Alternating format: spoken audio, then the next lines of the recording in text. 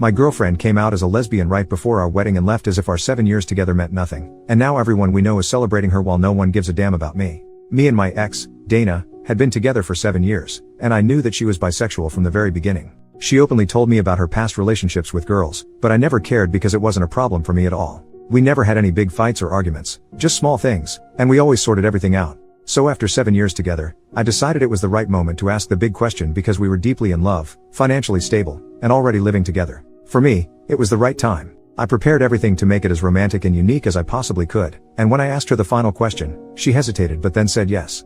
That's where the problem started because I didn't understand why she hesitated. I asked her, but she only replied, "I was nervous, so I let it go."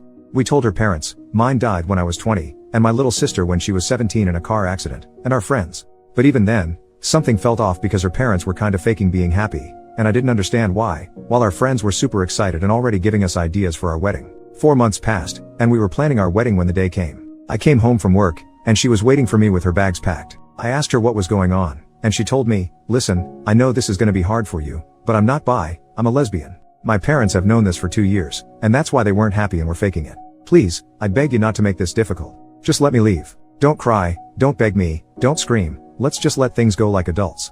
And then she drove away. I stood there on my feet for like an hour in shock because I couldn't believe it. We went from getting married to Dana coming out like a heartless and cold girl I couldn't even recognize. The worst part comes now because 3 months have passed since that day. I canceled the wedding, and literally, no one has texted or called me to ask how I was, if I was fine, if I needed anything, nothing. Not her parents, not her, she blocked me that day, and not even our friends. No one gives a damn about me at all. In these 3 months, I was hospitalized 3 times because I lost 15 kilograms and have insomnia. I just work and come home, nothing else. Meanwhile, everyone is praising her for coming out, for how brave she is to finally realize she was a lesbian, and for having the courage to be herself after years of struggling with her identity. Right now, I'm not even capable of being mad. I'm just in disbelief about what happened, how fast it all happened, and that no one gives a damn about me because her coming out is more important than her ex. You know what? Screw them all. They showed me their true colors. And screw my ex. Edit. What the heck? I just turned off my phone for 2 hours and went for a walk around my city. Honestly, I wasn't expecting all this support because I couldn't even imagine someone actually reading this. Believe me, I want to trust you and believe that all these kind comments are real, but right now, I can't. I just saw everyone who was supposed to love and care about me ignore and ghost me, so I lost hope in people, and that includes strangers on the internet.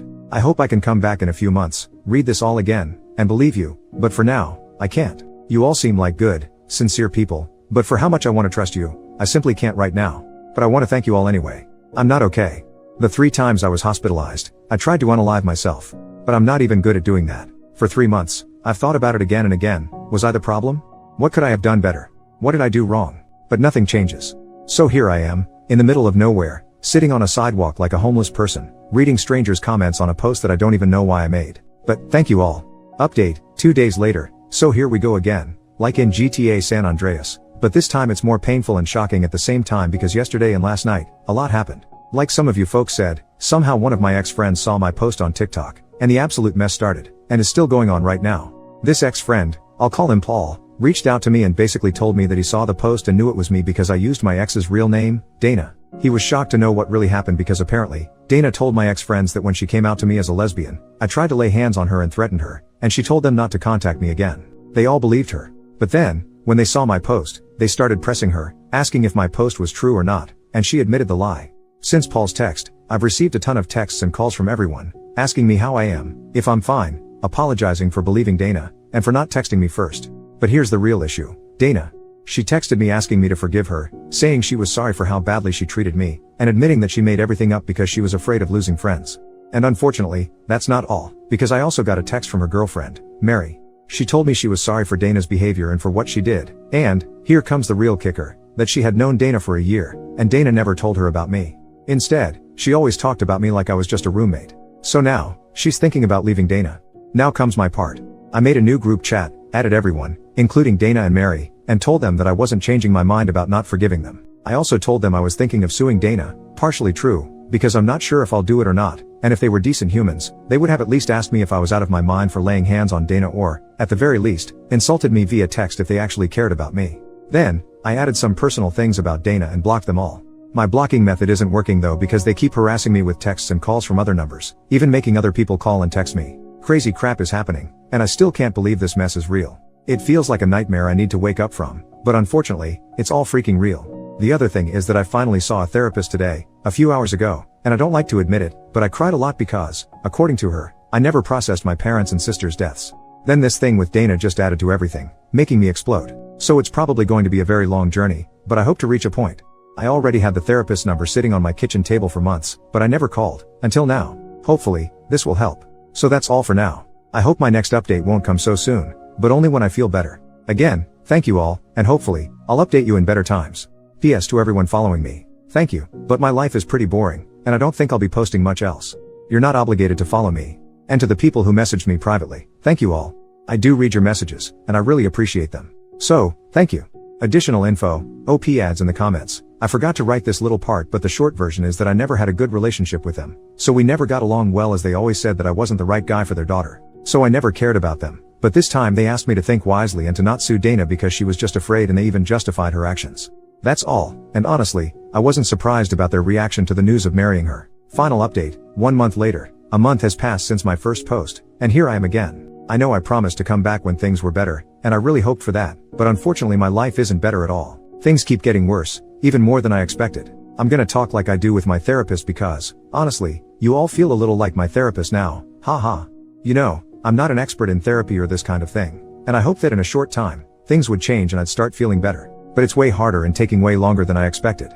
I've been crying every day over everything that's happened, over my parents' and sisters' premature deaths, over what happened with Dana, and over how easily my friends betrayed me like I was just some random guy. The worst part is Dana.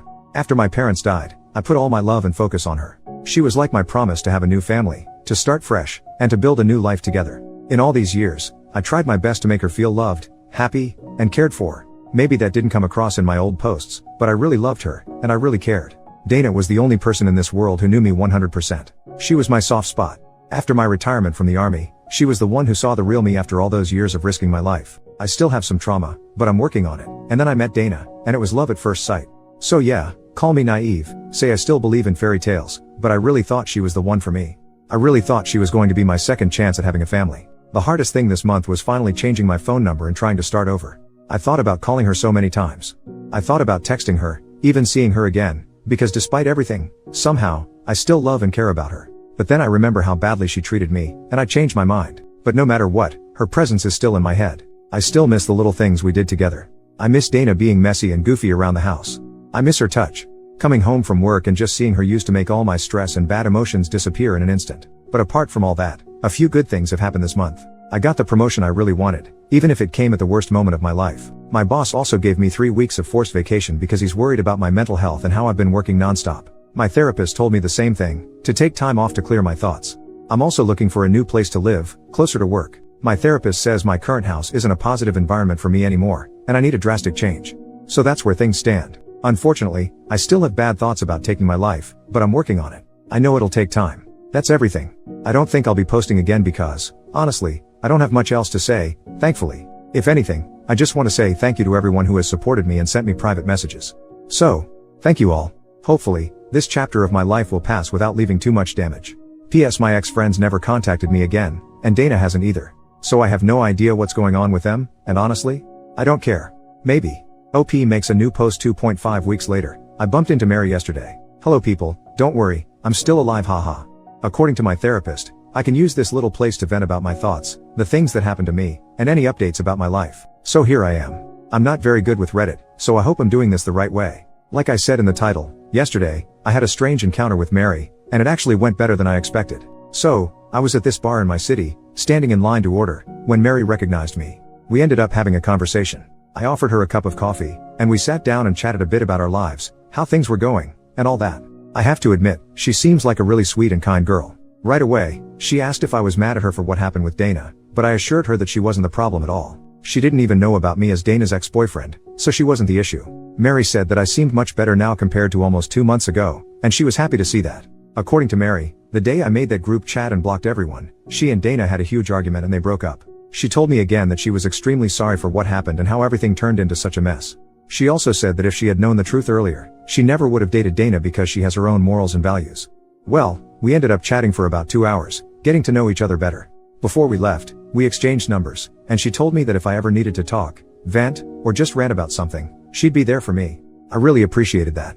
Then, I went home. Honestly, it was a nice conversation, and I never would have expected it to go that well. But hey, it's nice to be wrong sometimes, haha. Aside from that, my life has been slowly getting back to normal. I haven't had thoughts of taking my life for 2 weeks now, which is a huge achievement for me, and my mental health is finally improving. In 3 days, I'll be heading to Japan for my 3-week vacation, and I really hope it helps me clear my mind and keep moving forward. That's all for now. Oh, and I never mentioned my name before, but I'm Clark. Peace, and thank you all for your DMs. I'm starting to believe you and appreciate your support. New update, 8.5 months later. I have news but they aren't good. You know what? Everything comes to an end and this is the real beauty of life. Hey people, it's still me, Clark. I know that I disappeared for months but something big happened and made me think a lot about what to do, how to react to this, and all this stuff. First of all, I don't see my therapist anymore and I thanked her for what she did for me cause she really helped me. And now the big news unfortunately isn't good. I have cancer. To be completely honest, I should have noticed it before cause many things were off, but I always blamed stress. What was happening? My personal issues and all this stuff, but unfortunately it wasn't stress. Now before anyone says it, yes, I'm sure it's cancer cause I had 3 different tests in 3 different hospitals and they all came back the same. But you know what? It's fine. It's one of those curable cancers, but here comes the thing that kept me thinking a lot. I made a promise on my family's grave and I have all the intentions to keep it. For how much for you it can be insane or make no sense, for me it makes a lot of sense. So the thing is this, I'm not going to cure it. I'm just happy to have lived my life. I had incredible ups and incredible downs, but it's okay. It's life. No one ever told me that life was easy or a fairy tale and we have to accept it and endure it to live our life as we want. I tried to do it in between ups and downs. I'm happy with my life. I met incredible people. I saw how strangers on the internet can really help you. I mean, you guys have read it. I had my dream job. I had my dog and I traveled a lot. But everything comes to an end like it should be. I wasn't expecting to have this short life to live, but it's okay. I take things for how they are. So just this, I made a promise on my family's grave that I will reach them and I'm going to keep my promise. So folks of Reddit, you made the life of a stranger a bit better and I will always and forever keep you all in my mind and my heart. I wouldn't bet a cent on it, sincerely, but it's awesome to be wrong in this case, ahaha. So thank you all, I hope for you all the best life, to see the world, to love like never before, to enjoy what all this world can offer you, and remember this, you all made a stranger's life better. Love you all and enjoy your life to the fullest. Thanks, Clark.